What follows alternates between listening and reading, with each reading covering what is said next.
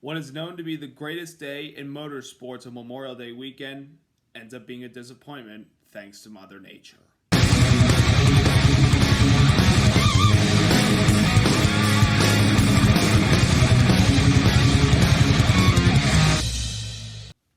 Hey there, race fans. It's Race Day Top 5 with me, Frank 5. Memorial Day weekend, a weekend where everybody gets together for barbecues, parties, and honoring and remembering the ones that we lost while serving in the line of duty. But it's also the weekend to celebrate motorsports. Waking up in the morning for the Monaco Grand Prix, having a nice lunch and watching the greatest spectacle in racing, the Indianapolis 500, and then having a nice barbecue grill out at night, watching the Coca-Cola 600, NASCAR's longest race of the season, one of the crown jewels of racing. Yesterday was supposed to be one of the biggest days for motorsports with the Indy 500 and the Cup Series serving as a big slice of Americana for everybody to enjoy. But unfortunately, Mother Nature had to play spoiler for both races. But we still had some racing yesterday, and even though the longest race of the year was cut short early, one driver was left being happy. Let's get into all that went down at the 600. Number 1, ring the bell. Christopher Bell gets his 8th career win in the Cup Series, winning last night's Coca-Cola 600 at Charlotte Motor Speedway due to the race being cut short due to rain, beating Brad Keselowski, William Byron, Tyler Reddick, and Denny Hamlin for the victory. This is Christopher Bell's first career crown jewel. He's been very, very successful since he's come up to the NASCAR, winning the NASCAR Truck Series Championship. He's come close to winning the Xfinity Championship a few years, but wasn't able to get it done. But in the Cup Series, he's had some really good wins, but I don't think anyone is going to top this one, a crown jewel that he gets to add to his racing resume. Christopher Bell, at the beginning of the race yesterday, he was inside the top 5, had a good race car, and as the track continued to cool down, the car kept getting better and better and better. And once he got out front on some of those restarts, he was gone. That car was basically a rocket ship yesterday. But after a couple runs, whoever was behind him, whether it would be Denny Hamlin or William Byron or Brad Keselowski towards the end of that race of what we ran, they were putting up a fight with him. Bell had the clean air and was able to move the car around any portion of the track where he wanted, whether it was in the turns or on the straightaway, to keep the car from behind, trying to catch up to him and prevent them from getting by the 20 car. I mean, again, clean air obviously helps, especially these mile-and-a-half tracks, but Christopher Bell yesterday just had a very good car in the clean air. Even though he had to have a couple restarts, restarting at about 5th or 6th, he worked his way up through there without any incident at all. And at the end of the night, he was the one out front and controlled the rest of the race until it had to be cut short due to weather. And now Christopher Bell gets his 2nd win of the season. And pretty good win for him, because if you remember the last month and a half, it has not been kind to Christopher Bell at all, ever since the Martinsville race, because in that race he had tire problems, fell multiple laps down, and was never a factor. Wrecked out earlier in Texas, even though he was able to finish the race in 17th place, he was never a factor for the win. Gets wrecked in the early part of the final stage at Talladega. A lot of damage to that car. Had to start at the back of the pack at the Dover race, then worked his way into the top 15, and then he gets taken down to wreck in the backstretch. And you're like, when is the luck gonna turn around for Christopher Bell? Finally, the bleeding was able to stop for him at Kansas, where he got a nice top 10 finish. And then at Darlington last race, I'm thinking he finished well inside the top 10 because it's been known to be a good track for Christopher Bell. I don't remember him being a factor for the win at all, but certainly a track like that, he would have the characteristics of it compared to a dirt track where he's been very successful in his early racing days, would certainly be a factor, but he wasn't really a race-winning car at all on that day. And then we have the All-Star race last week, a break from championship racing, but they were never really good in that race. I mean, actually, they ran up at the front, and then they fell backwards, like a rock sinking to the bottom of the ocean. I don't know what happened to Christopher Bell, but despite all that, this win gives him some momentum and gets him back on track as far as being one of the front runners with the likes of his 2 teammates in Denny Hamlin and Martin Truex Jr., and of course the Chevy drivers of Kyle Larson, William Byron, Chase Elliott, and a lot of other drivers. But a big win for Christopher Bell and the 20 team, and hopefully it gives them more momentum going forward through the rest of the races as we get into the summer. And before you know it, once August gets here and early September, the playoffs will begin, and you need to have all the bonus points and all the momentum you can possibly have when we get to these playoffs. So will we see more wins going down the road for Bell until these playoffs begin? Who knows? But definitely very good win for him and the 20 team. And the funny thing about it was he actually found out about the win on the broadcast while watching on television. When he heard Mike Joy on Fox say the Coke 600 is officially over, Bell's the winner, he was kind of shocked about it. It's like, wait, what? It's over? Really? And he got to go to victory lane and celebrate. Obviously, I think he would have loved to finish out the rest of the race like everybody else would. But at the end of the day, it is what it is. And Christopher Bell has added a crown jewel to his racing resume. So congrats to Bell, Adam Stevens, and the 20 team. Number 2, Mother Nature ends the 600.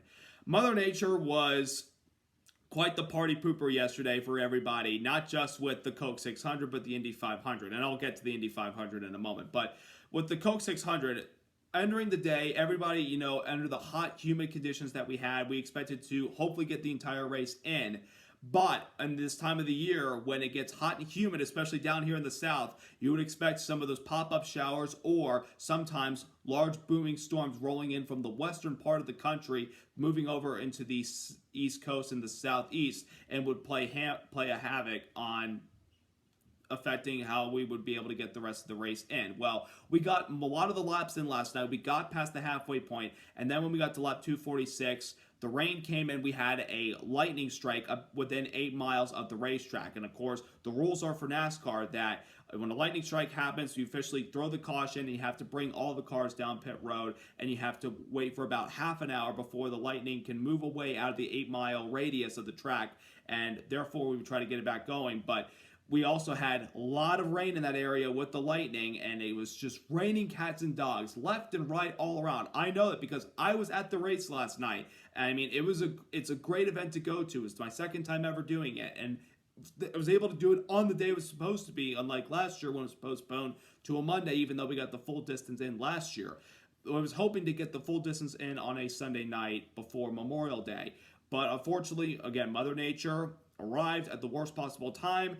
Once the rain stopped, the track drying officially got underway, and we were trying to do our best to get the track dry. However, due to the humidity in the area and it being a little bit hard to dry the track, even though some people said, according to race fans, the track was getting drier and drier as the track drying equipment was going over the track, trying to get all the wetness out of it. The humidity, I think, was still playing havoc with some areas like maybe the turns, and unfortunately, NASCAR, in particular Fox Sports, pulled the cord and said the race is officially over. And a lot of the fans in person, because I could hear them, they were booing, and the fans on social media were not happy with NASCAR's decision to end the race. They're thinking, oh, it's a holiday weekend, it's Memorial Day weekend. Why can't we finish the rest of the race at the end of the night? Let it go past, midnight and keep it going. Why can't we come back tomorrow on this Memorial Day today and finish the race? Well, according to NASCAR rule books, whether you like it or not, once you get past the halfway point of the scheduled distance of the race, it's 400 laps, so half of 400, 400, divide 400 in half, it's 200 laps. Once we got past lap 200, the race was official. We would not be coming back on this day in particular to finish the race. Once you get past halfway, the race is official. Even on a holiday weekend, you think, let's make an exception. No, those are the rules, and they are what they are. And I understand a lot of people are frustrated. They're thinking, we can get this race restarted at 1 o'clock in the morning. Well, actually, I think according to Charlotte Motor Speedway and the Concord area, they have a curfew saying that they cannot run anything past 2:30 in the morning, and I don't think we were going to be able to get the final 151 laps in an hour and a half, especially if there were some cautions. It was going to be impossible. And again, the humidity was preventing us from getting the track completely dry to continue on in the race. I understand a lot of people are frustrated, but at the end of the day, we can't control Mother Nature. I mean, I wish we could. I wish we could hold up a stop sign and say, do not enter. But we can't do anything about it. And I'm sorry, but it's life, and it's part of it. I mean, it happened. I mean, we've had rain-shortened races before. The last rain-shortened race was 2009. David Ruderman won the race. And, we would have loved to have gotten all 400 laps in, but rain was havoc that day. 1997, we started the race, then we had a rain delay, and NASCAR said, we're going to be able to finish the rest of this race, but we're not going to be able to do the scheduled 400 laps because of the curfew that we had. Jeff Gordon won that race. It was there's a curfew standard for Concord, and Charlotte Motor Speedway saying you cannot run past this time. You have to stop before this time, or else there's going to be some consequences. I don't know what those consequences could be. Probably a fine, like of some money, which I know they're probably saying we could take, but they could face harsher penalties than that. So it sucks, but it's part of it, and I understand everybody's frustration. I mean, I'm disappointed that we didn't get the rest of the race in, but I'm not I wasn't booing them. I'm like, it is what it is. It's part of the rules, and I'm not going to whine and mope about it like everybody else is. I mean, I know I'm trying to sound like I'm, being negative about those people, but it's part of it. It's part of the rules. So there's nothing we can really do about it. But hopefully next year we'll have we'll have everybody back, and hopefully better weather next year for all 600 miles, 400 laps of the Coca-Cola 600. But at the end of the day, this year's 600 had to be cut short due to rain. Number 3, the Larson double didn't materialize. One of the other big storylines entering this big Memorial Day weekend of racing was Kyle Larson attempting the double, running the Indianapolis 500 for Team McLaren, and then making his way back to Charlotte Motor Speedway for the Coca-Cola 600. He did all the traveling, all the practice sessions, all the qualifying sessions. He was ready to go, and it was going to be the biggest day of racing, not just the hype of these two big races, but because Kyle Larson, one of the greatest drivers of our era right now, competing in both races, trying to complete 1,100 miles. It was going to be a big accomplishment for him. Well, Indianapolis had the same problem as the 600 did. However, the weather up there delayed the start of the race by 4 hours. They didn't get the race going until 4:44. And Kyle Larson said the priority is the Indianapolis 500. So he decided to stay for the start of the race, meaning he would not be able to start the Coca-Cola 600. I mean, once the Indy 500 was done, Larson would fly straight to the track and get back in the car, but he would not be given the points. So to quickly recap Kyle Larson's day in the Indianapolis 500, he started the day in 5th, fell back to 14th, had some brief contact with somebody on the restart. I'd have to go back and look at the highlights. I haven't seen the full Indy 500 race yet, but I know about what happened and who won the race. But Kyle Larson was very, very good. Once he got a couple of those laps into a run, he started to slowly work his way up through the field, and he was learning a ton out there, and he was very, very good. It looked like he was going to maybe be in the mix to possibly compete for the Indianapolis 500 victory. But during a green flag pit stop sequence with about, I think, 60 plus laps to go, he got caught for speeding, and unfortunately, that took him out of contention to compete for the Indy 500 win. He did finish the entire race, finishing in the 18th spot, which I know a lot of people are probably thinking we would have loved him to do better. Obviously, the speeding penalty threw a wrench into that plan, but he did a good job. He was able to complete all 500 miles and finished in the 18th spot. And once the race was over, he got onto the car that took him straight to the helicopter, and he took him straight to his private jet so he could be able to fly back to Charlotte Motor Speedway for the Coca-Cola 600. Well, just at the time he landed at Charlotte Motor Speedway in the helicopter, it had started to rain, and of course the lightning strike happened. So Larson got into the infield, was able to meet up with his guys in the pit box and say, get ready to hook up and go. And of course, Mother Nature happened, and unfortunately we were never able to get back going at all. So Larson got to run all 500 miles of the Indianapolis 500, didn't even turn a single lap, even though he would not get credit for any points at all because he didn't start the race for the 600. He never turned a single lap, and that sucks. It really does. I would have loved to seen, even being late to the track, see Larson run the race still and put the 5 car in position to possibly get the 5 team the victory. Would have been pretty nice, but unfortunately it did not materialize. As for the driver who was competing in the 5 car at the time because of Larson's commitment to the Indy 500, it was Xfinity driver Justin Allgaier from Junior Motorsports. And Allgaier had to start the race at the back of the pack because of the driver change. He started at the back, was slow at the beginning. It didn't look like he was going to be in trouble. But then after the round of green flag pit stops, they made some adjustments to the car. And he was in a very competitive battle for the free pass between guys like Tyler Reddick and Kyle Busch, who had their problems. But Allgaier did something very impressive. He got his lap back the hard way by passing teammate William Byron before the caution came out for a spin by B.J. McLeod off turn 4 on lap 88. Allgaier got his lap back and was able to stay on the lead lap the rest of the race. And as the track cooled down, he kept working his way up through the field and got himself in the top 15 before the rain came and Kyle Larson arrived. If this race had gone back under green, Kyle Larson could have easily been a factor for the win because that 5 car, again, kept getting better and better and better. I mean, Allgaier did a very, very good job. I would say he did a superb job given the circumstances and the situation that the 5 team were in with Larson not being able to start the car. It put Allgaier behind the wheel, somebody who has not had a lot of laps of these next-gen cars, but he did a very good job, and I gave him a lot of props for the job he was doing yesterday in the 5 car. I mean, we would have loved to see Larson get in the car, even as the driver that wouldn't score points, and still run the rest of the race and have a chance to possibly win it. Even if he possibly would just go full force and maybe have a problem, he would still be going for it, and we would have all been very excited to see that. I mean, Larson got a big round of applause from everybody once he finally made it to his pit box. Everybody erupted in cheers for him because they know what he means to the sport of NASCAR and what he was trying to accomplish this weekend by running both races. But unfortunately, he was never able to turn a lap in the 600, and unfortunately, that's how it ended for the number 5 team. But a 13th place finish for Justin Allgaier behind the wheel was very well done. Now, a couple other things to make note of. Kyle Larson will attempt the Indy 500 and Coke 600 double next year, it sounds like, and he should. The other thing to keep in mind, because Larson did not start the race, because of the playoff eligibility rules, you have to start every single race to be playoff eligible. I'm sure Hendrick Motorsports is going to talk to NASCAR about giving Kyle Larson a waiver to allow him to still be playoff eligible. And I think he's going to get it anyway. So for people saying, oh, he does not deserve it, oh, he does not deserve it. Guys, it's not like Kyle Larson said, F it, I'm not going to run the Coke 600. I'm taking the day off. I'd rather stay Indy 500 and not come to Charlotte. No, he wanted to do the double. We wanted it to happen, but Mother Nature obviously had different plans.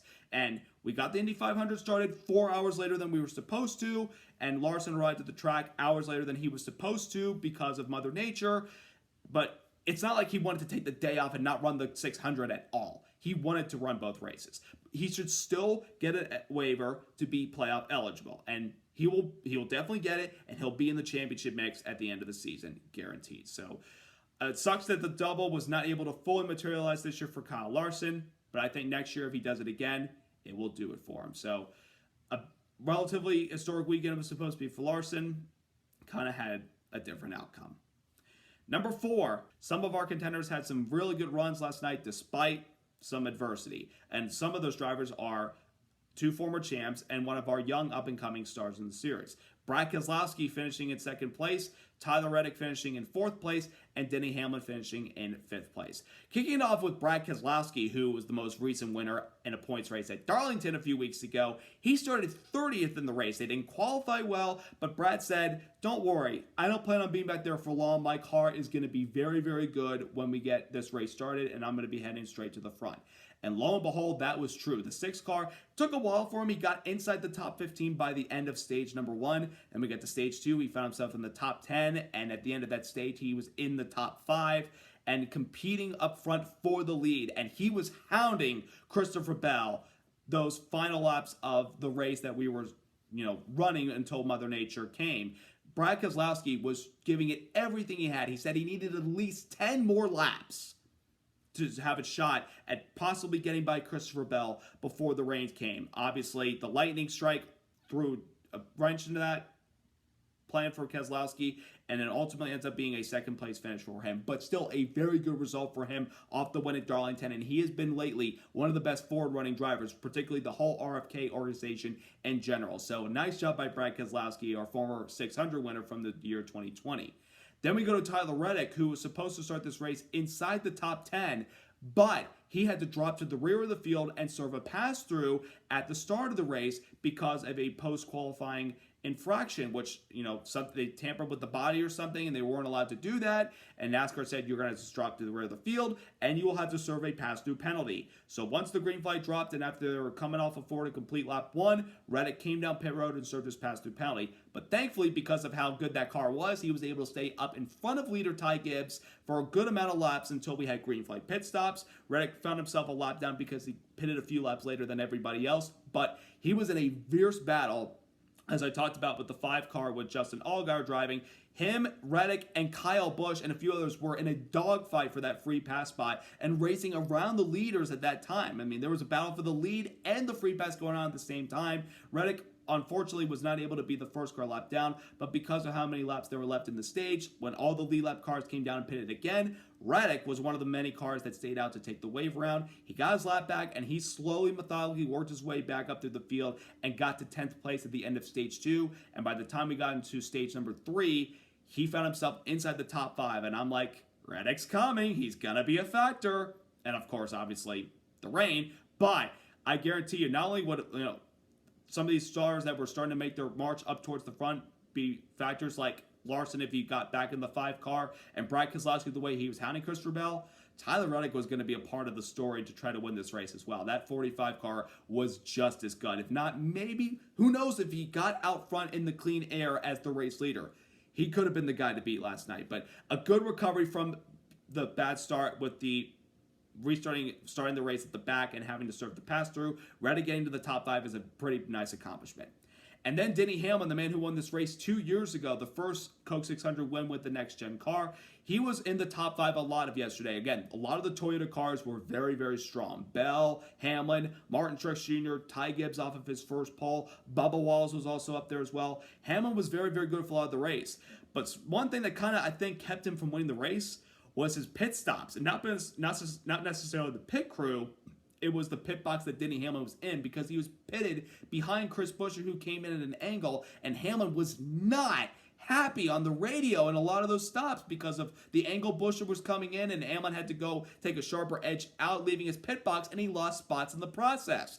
If he didn't have like Buescher, if he had, let's say, one of the slower cars not running particularly well, pit box in front of Hamlin, we might have been talking about Denny Hamlin possibly winning this race, because we know how good that pit crew is. It's not their fault. It's just their pit box and where they were slated on pit road with the person in front of them coming in at a different angle affected Denny Hamlin. But I heard the radio chatter, and that is the angriest I've ever heard Denny Hamlin on the radio about those type of things. You don't hear him get frustrated on the radio at all. He'll normally, if he's frustrated, vent his frustrations post-race or after he gets caught up in a wreck. When it's during the middle of a race, during pit stops, with stuff like that, it's not something you ever hear from Denny Hamlin. But despite that, he was able to turn that into a 5th place finish. Of course, he would have loved to win another 600, but at the end of the day, given what they had to deal with in pit road, I think they'll take a top 5. But despite all those hindrances for some of those drivers, Keselowski, Reddick, and Hamlin come away with solid top 5 finishes.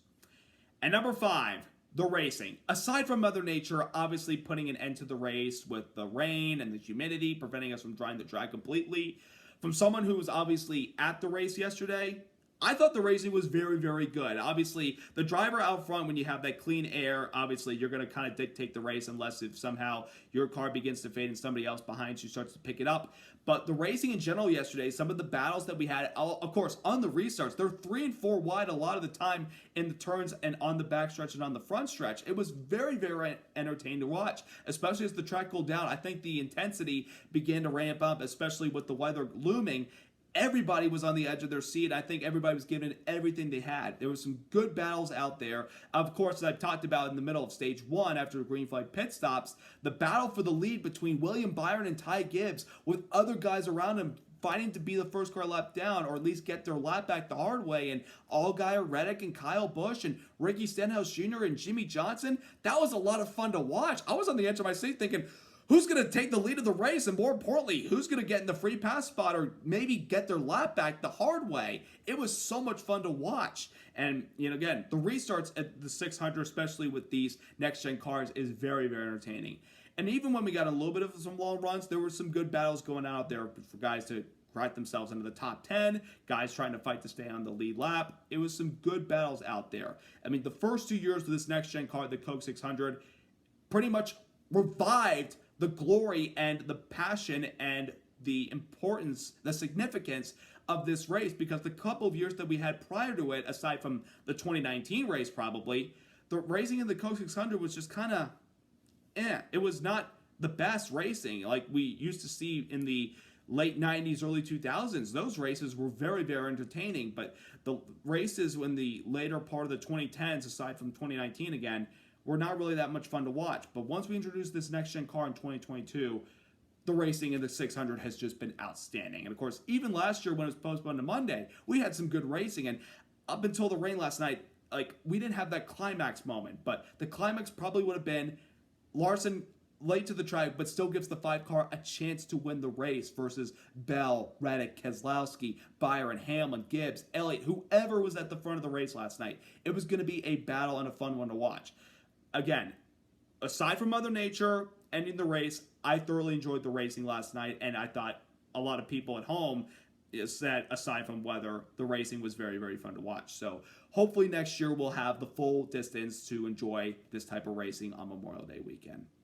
Also, I want to say, that pass by William Byron, 3 wide through the grass on the front straightaway a couple laps before the rain came, was so much fun. Literally recreated the Dale Earnhardt pass in the grass in the All-Star race in the late 80s. Although this time, unlike Earnhardt, who went through the grass as the leader and came out front still ahead of Bill Elliott, Byron made a pass through the grass and passed 2 guys, which were Reddick and Gibbs. That was very, very impressive. And I also want to say a quick shout out to Mike Joy and Larry McReynolds and the Fox crew that have been covering the Coca-Cola 600 from their first contract year from 2001 all the way to 2024. They gave the command to start engines and all the Memorial Day ceremony stuff.